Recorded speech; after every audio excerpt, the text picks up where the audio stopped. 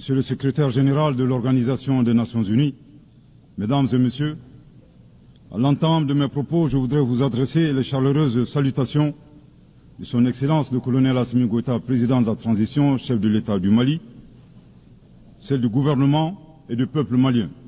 Je voudrais ensuite vous adresser, Monsieur le Président, les chaleureuses félicitations de la délégation malienne pour votre brillante élection à la présidence de la 79e session de l'Assemblée générale. Votre beau pays, le Cameroun, pays africain frère et ami, entretient d'excellentes relations avec mon pays. Vous pouvez compter sur le soutien total du Mali dans l'accomplissement réussi de votre mandat. Je saisis également cette occasion pour féliciter votre prédécesseur, l'ambassadeur Denis Francis de Trinidad et Tobago, pour la manière remarquable avec laquelle il a conduit les travaux de la 78e session de l'Assemblée générale. Enfin, permettez-moi de réitérer à Monsieur le secrétaire général de l'ONU, Monsieur Antonio Guterres, nos encouragements à poursuivre les efforts pour la réalisation des nobles objectifs de notre organisation commune. Monsieur le Président, le 26 juin 1945, en signant la Charte des Nations Unies à San Francisco, les peuples se sont résolument engagés, je cite, à préserver les générations futures du fléau de la guerre, qui, 2 fois en l'espace d'une vie humaine, a infligé à l'humanité d'indicibles souffrances. Fin de citation. Aujourd'hui, l'occasion nous est offerte de nous prononcer sur le thème suivant, ne laisser personne de côté, agir ensemble pour la promotion de la paix, du développement durable et de la dignité humaine pour les générations présentes et futures. Le choix de ce thème qui intervient 79 ans après la signature de la Charte des Nations Unies est-il un pur hasard ou le résultat d'une construction mentale? Nous l'ignorons.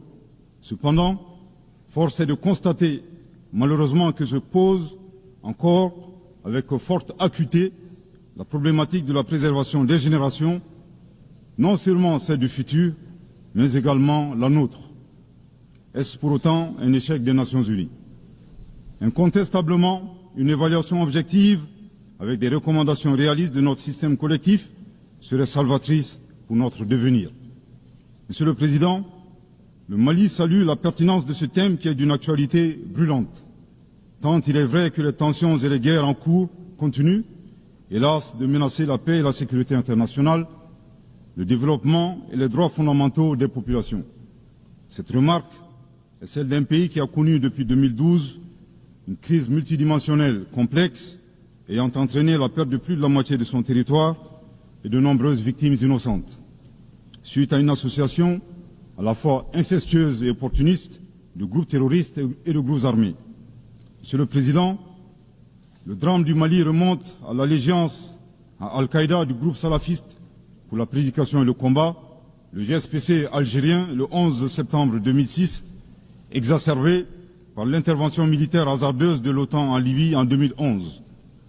La déstabilisation de ce pays frère a aggravé les facteurs d'insécurité dans nos pays, à savoir le terrorisme, les trafics en tout genre, le blanchiment de capitaux, les conflits communautaires manipulés par les terroristes et leurs sponsors étatiques étrangers et les actions violentes d'individus isolés. Pour leur part, les autorités maliennes, après avoir fait le constat de l'échec des forces internationales présentes sur le territoire national depuis 2013, ont décidé de reprendre leur destin en main. Ainsi, depuis le 7 juin 2021, après la prestation du serment de son Excellence le colonel Assimi Goïta comme président de la transition chef de l'État, s'est ouvert un vaste chantier d'équipement et de réorganisation des forces de défense et de sécurité associé à un projet de refondation du Mali. Les assises nationales de la refondation, lancées en décembre 2021, ont permis aux Maliens de procéder à un diagnostic exhaustif des causes de la crise, puis d'adopter 517 recommandations pertinentes. À ce sujet, après avoir vécu une insécurité imposée par l'état de nature, le constat concernant le Mali est effarant. Violenté, humilié, pillé et torpillé, abandonné en plein vol, poignardé dans le dos, les expressions ne sont pas limitatives pour décrire la souffrance subie par le peuple et les forces de défense et de sécurité maliens. Fort de cette expérience et réalisant que le péril malien ne résultait que de l'état de nature, Son Excellence le colonel Assimi Goïta, président de la transition, chef de l'État, s'est contraint d'élaborer une vision réaliste de la géopolitique en convoquant un proverbe populaire en langue bambara, ici traduit librement et contextualisé, je cite, « La succulence de la sauce des uns dépend du pillage des bovins des autres ». Fin de citation. Thomas Hobbes, décrivant l'état de nature de manière identique, affirmait, je cite, que l'homme est un loup pour l'homme. Grâce à ce proverbe qui fait référence à la gastronomie et à la cinégétique, le chef de l'État décrit la dure réalité impitoyable des relations internationales et surtout la place de l'Afrique, dont le pillage des matières premières a servi au développement des autres et non celui des Africains dans leur grande majorité.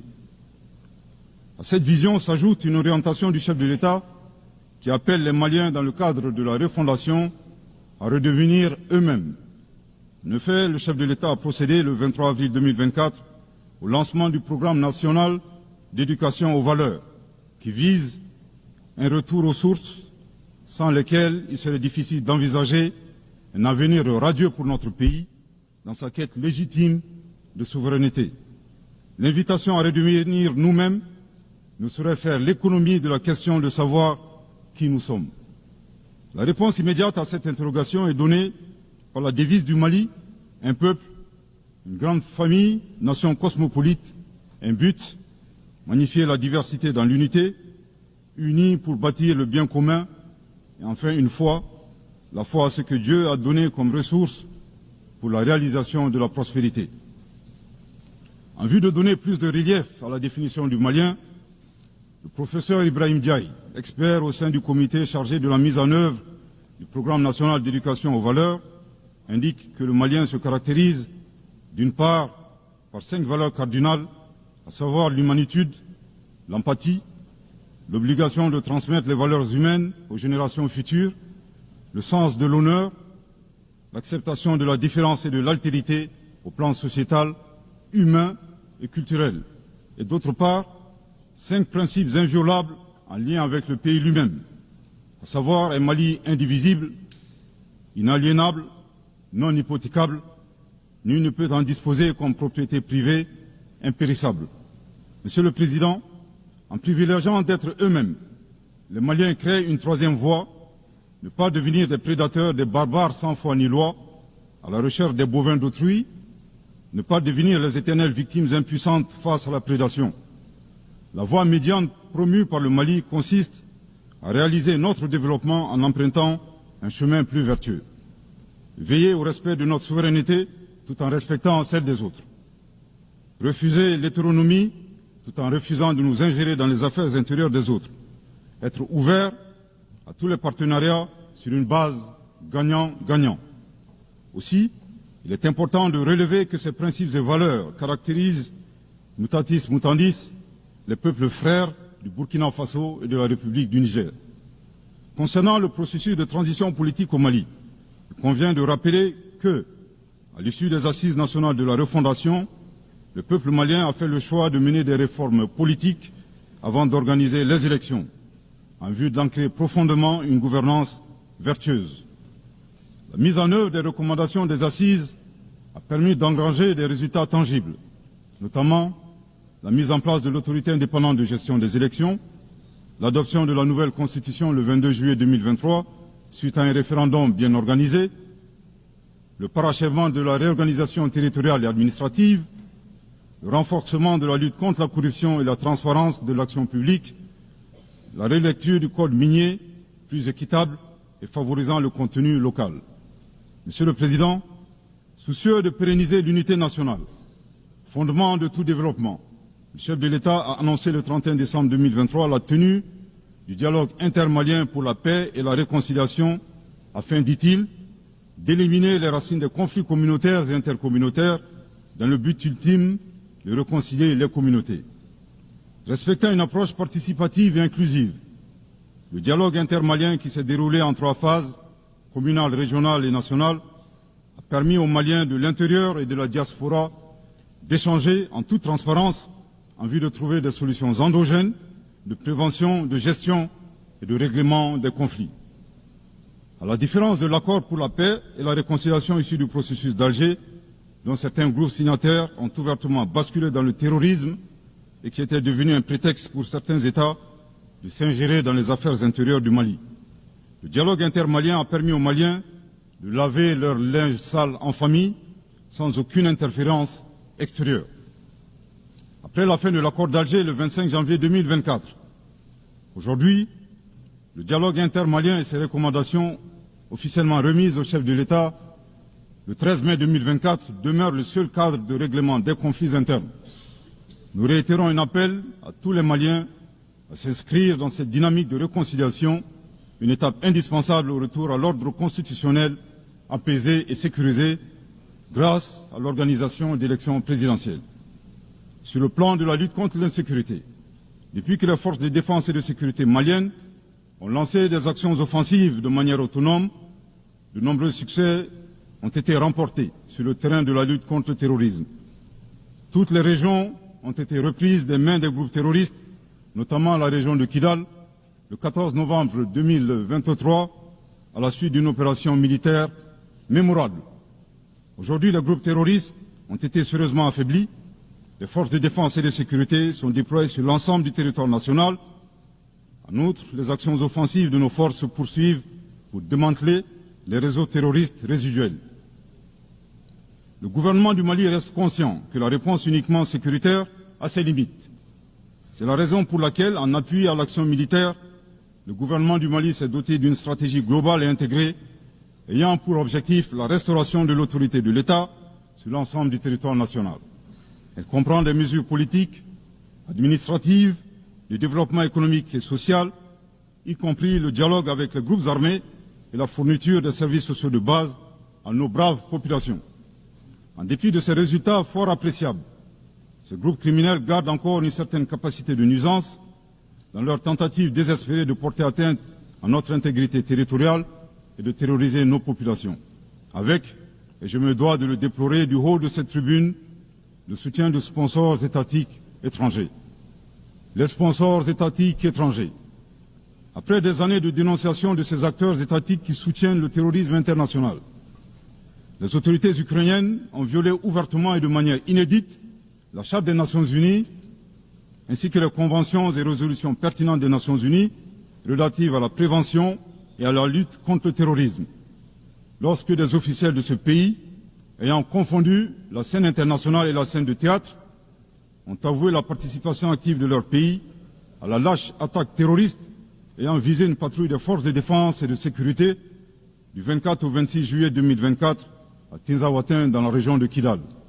Monsieur le Président, au regard de la complexité de la situation au Sahel, et motivés par leur seul désir de prendre le destin de leur pays en main, Leurs Excellences, le capitaine Ibrahim Traoré, président du Faso, chef de l'État du Burkina, le colonel Assimi Gota, président de la transition, chef de l'État du Mali, et le général de brigade Abdourahmane Tiani, président du Conseil national pour la sauvegarde de la patrie, chef de l'État du Niger, ont dans un premier temps institué l'Alliance des États du Sahel, une architecture de défense collective et d'assistance mutuelle dans la lutte contre le terrorisme, en signant la charte du Lipako Gourmand le 16 septembre 2023.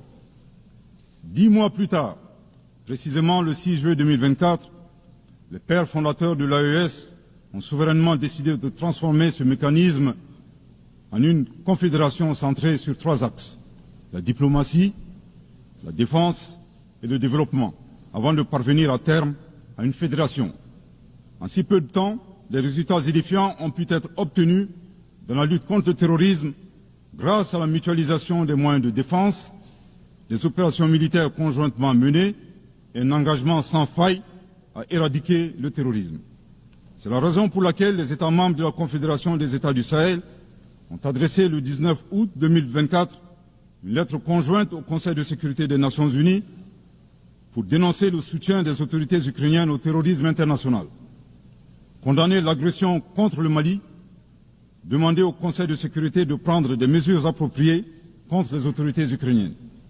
Soit dit en passant, qu'il me soit permis de rappeler que ce nouvel envoi de lettres intervient pendant que le Mali attend encore la suite réservée à une précédente lettre de saisine du Conseil de sécurité des Nations Unies en date du 15 août 2022 afin d'exposer les actes d'agression français à son encontre ainsi que leur implication dans la promotion de 3 formes de terrorisme au Sahel, à savoir le terrorisme armé, le terrorisme économique et le terrorisme médiatique. Couvrant une superficie de 2 758 000 km², avec 71 millions d'habitants, majoritairement jeunes, un potentiel économique exceptionnel, un sous-sol riche de la quasi-totalité des éléments du tableau de Mendeleïev, la particularité de la Confédération des États du Sahel réside dans l'état d'esprit des chefs d'État, des peuples et des forces de défense et de sécurité de la Confédération, forts de leur dignité et de leur honneur. Motivés plus que jamais par le sang versé des leurs, décidés à combattre le terrorisme sous toutes ses formes et honorer la mémoire des victimes, civiles comme militaires, sahéliennes comme étrangères, de la barbarie, déterminés à défendre l'intégrité de leurs terres et assurer leur prospérité de manière pacifique. Comme le stipule le préambule de la charte du Liptako-Gourma, qui fait référence à plusieurs organisations internationales, notamment la CEDEAO et les valeurs universelles. Au Seigneur de la guerre et du chaos, avec l'aide de Dieu, nous triompherons encore et toujours de vos œuvres funestes et diaboliques. Curieusement, depuis la création de l'AES, nous avons été surpris par l'hostilité farouche avec laquelle elle a été accueillie, en particulier par certains responsables de la CEDEAO, aux ordres d'entités impérialistes et néocoloniales. Le reste de l'histoire est connu. Amadou Hampâté-Bâ disait, je cite, « À trop vouloir jeter une grenouille qui vous dégoûte, elle finit par tomber dans une bonne mare. » Fin de citation.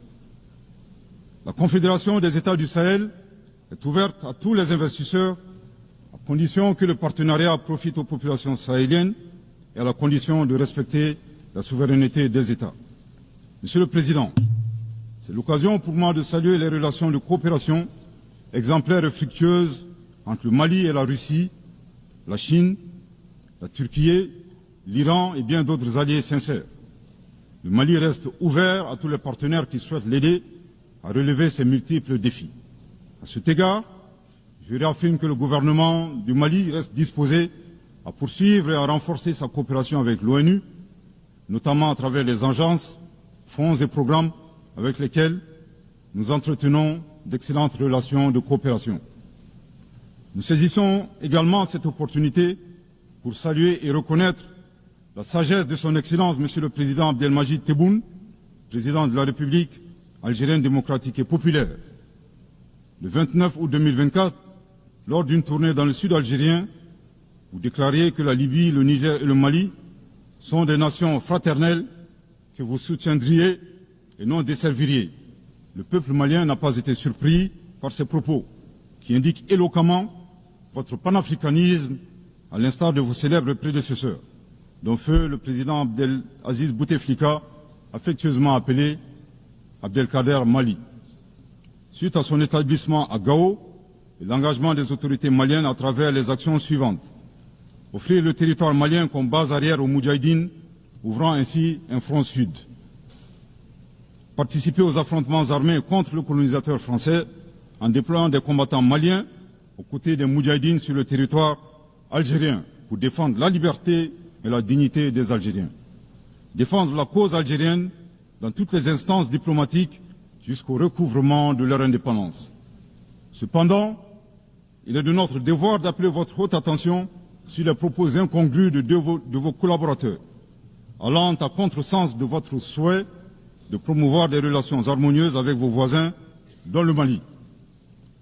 Le 31 juillet 2024, le ministre algérien des Affaires étrangères déclarait que la crise malienne n'avait pas besoin de solution militaire. C'était un conflit entre frères. La solution ne peut être que politique. Au sujet de l'accord d'Alger, il a affirmé qu'il avait été bénéfique pour le Mali et avait préservé la souveraineté et l'intégrité territoriale du Mali. S'en départir par conséquent aura un impact négatif sur tous les acquis. En outre, le 26 août 2024, votre représentant permanent auprès des Nations Unies a déclaré, je cite, « Ce matin, j'ai appris par les médias qu'un drone a effectué une frappe dans le nord du Mali, tuant une vingtaine de civils. Ceux qui appuient sur la manette de ce drone n'ont de compte à rendre à personne sur ces frappes. Fin de citation. De l'analyse des propos du premier, nous constatons une grave ingérence dans les affaires intérieures du Mali. En effet, la nature de la solution déployée par les autorités maliennes ne concerne que les Maliens. Depuis la fin de l'accord d'Alger le 25 janvier 2024, les Maliens n'expriment qu'un seul vœu le concernant, que son âme repose en paix. Monsieur le ministre des Affaires étrangères, l'accord est bien et belle mort, vos incantations ne serviront pas à le ressusciter. Vous me donnez l'occasion d'une part de vous réitérer que nul ne peut aimer le Mali plus que les Maliens, et d'autre part de vous rappeler que le Mali et son peuple ne seront pas des spectateurs face aux assauts et l'adversité. Pour chaque balle tirée contre nous, nous réagirons par réciprocité. Pour chaque mot employé de travers, nous réagirons par réciprocité. À bon entendeur, tant pis. Quant aux représentants permanents algériens, en plus d'offrir le gîte et le couvert, certainement avec de succulents plats de tchèkchouka et de chorba, à des terroristes et des renégats en débandade, son rôle d'estafette désorienté ne contribue guère à la promotion des relations de bon voisinage. De ces propos, il ressort des accusations graves et infondées. D'une part, la qualification de la nature civile des victimes à partir des médias est aventureuse et diffamatoire. Et d'autre part, en affirmant que les opérateurs de drones n'ont de compte à rendre à personne, il alimente une campagne de désinformation contre le Mali, tout en soutenant l'idée que les voyantes forces de défense et de sécurité maliennes seraient incapables de piloter des drones. Il me plaît ici de rappeler que la montée en puissance des FAMA n'est pas une vue de l'esprit, mais une réalité tangible qui a permis de reprendre le contrôle de l'ensemble du territoire national. Concernant l'usage des drones, les opérateurs sont bien des Maliens qui agissent avec professionnalisme, à l'instar du reste des forces de défense et de sécurité maliennes, et traitent les cibles terroristes suivant des procédures conformes aux normes internationales. À titre de rappel, il y a quelques années, les acteurs de l'instrumentalisation des droits de l'homme, déterminés à ternir la performance antiterroriste de l'armée nationale algérienne, ont mis en exergue la question subversive du qui tue qui. Aujourd'hui, nous sommes troublés que le représentant permanent algérien ait rejoint la tendance manipulatrice des droits de l'homme pour s'attaquer à l'armée malienne. Le Mali exige de ces deux énergumènes diplomatiques qui cessent d'entrer dans l'histoire à reculons. Manifestement, ils ignorent tout à la fois de l'histoire entre les peuples frères du Mali et de l'Algérie et la contribution exceptionnelle du Mali à la guerre de libération algérienne, et certainement de la géographie, car ils considèrent à tort le Mali comme une wilaya, c'est-à-dire une province algérienne.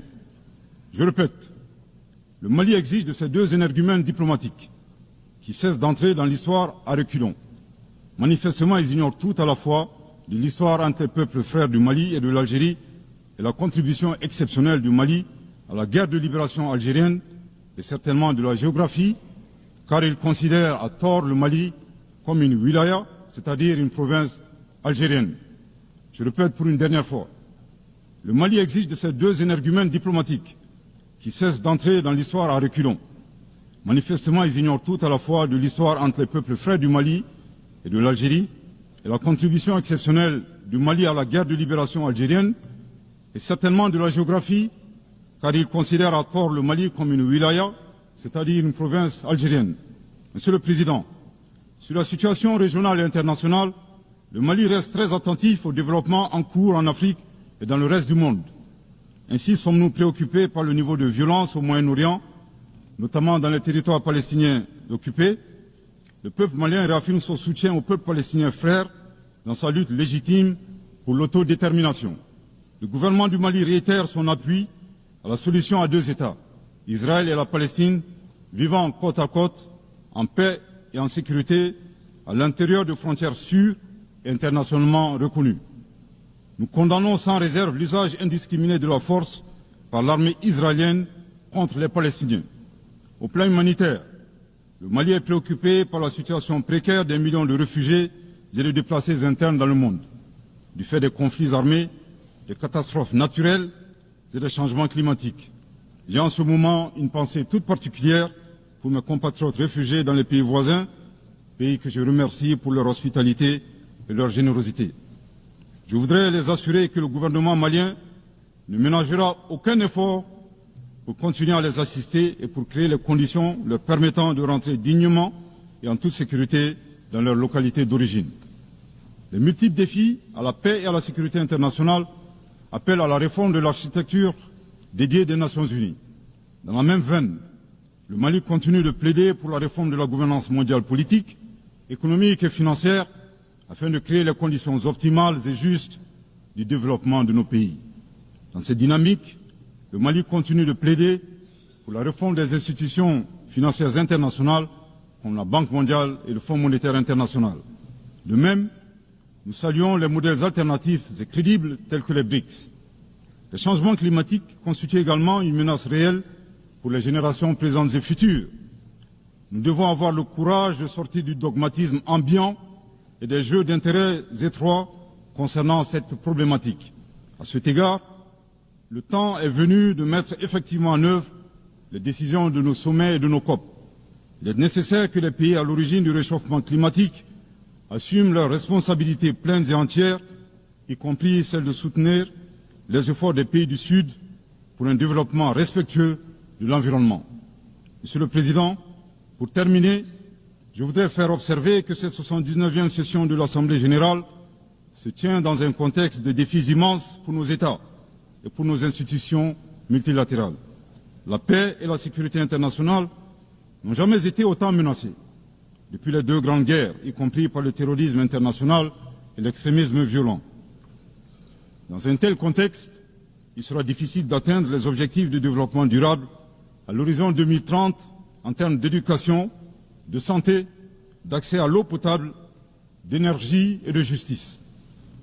Cependant, malgré ces péripéties, le Mali reste disposé à jouer toute sa partition dans la mise en œuvre de ses engagements nationaux et internationaux, tout en gardant un certain espoir en l'avenir. Que Dieu bénisse le Mali et préserve les Maliens des forces obscurantistes et destructrices du monde. Que Dieu bénisse la Confédération des États du Sahel et préserve les populations sahéliennes des forces obscurantistes et destructrices du monde. Que Dieu bénisse l'Afrique et préserve les Africains des forces obscurantistes et destructrices du monde. Que Dieu bénisse le monde et préserve l'humanité entière des forces obscurantistes et destructrices du monde. Je vous remercie de votre très aimable attention.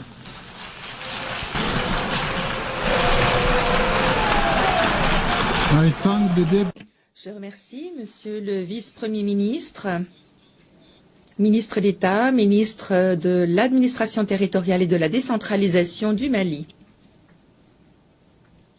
Voilà, c'était là donc en direct des Nations Unies, du siège des Nations Unies, le discours du ministre d'État, ministre de l'Administration territoriale et de la décentralisation, porte-parole du gouvernement, colonel Abdoulaye Maïga, qui porte donc la voix du Mali à la tribune des Nations Unies. Nous aurons donc l'occasion de décorter, de décrypter cette intervention du porte-parole du gouvernement à la tribune des Nations Unies dans nos futures éditions et avec nos envoyés spéciaux à New York. Fin de ce flash spécial. Merci de l'avoir suivi.